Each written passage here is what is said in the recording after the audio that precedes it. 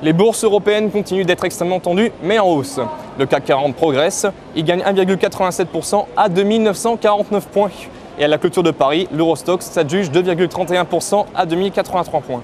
Alors comme hier, les marchés ont été extrêmement volatiles. D'ailleurs, le CAC 40 n'a pas échappé à la règle. Il avait démarré en baisse, il s'est ensuite repris pour ensuite baisser à nouveau vers 16 h et finalement clôturer en hausse en fin de séance.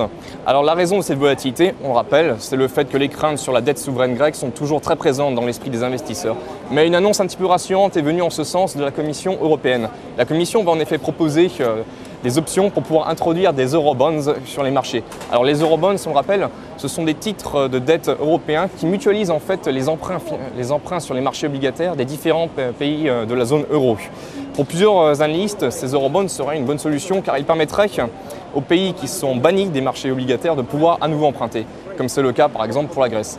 Il restera toutefois à convaincre Berlin qui est toujours très réticent à l'idée de la création de ces mêmes eurobonds. Par ailleurs, les investisseurs anticipent toujours des mesures qui pourraient être prises par les dirigeants européens. Ce soir, Nicolas Sarkozy, Angela Merkel et le Premier ministre grec Georges Papandréou doivent se parler à l'occasion d'une téléconférence.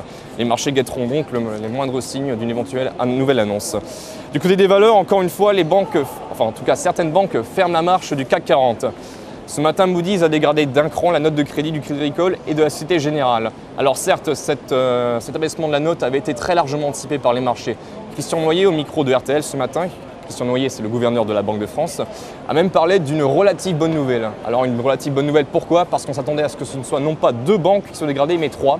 La BNP Paribas ayant été épargnée par Moody's, du moins pour le moment. Toutefois, les craintes sur la dette souveraine continuent de peser sur leur cours et les investisseurs font toujours preuve de défiance. La Société Générale a perdu 2,88% et BNP Paribas a cédé 3,93%, c'est la lanterne rouge du CAC 40. Du côté des plus fortes progressions, les valeurs cycliques ont profité d'un rebond de la production industrielle en zone euro. STM Microelectronics est encore une fois sur la plus haute marge du podium. La valeur profite également de la bonne tenue du Nasdaq. Elle gagne 11,89%.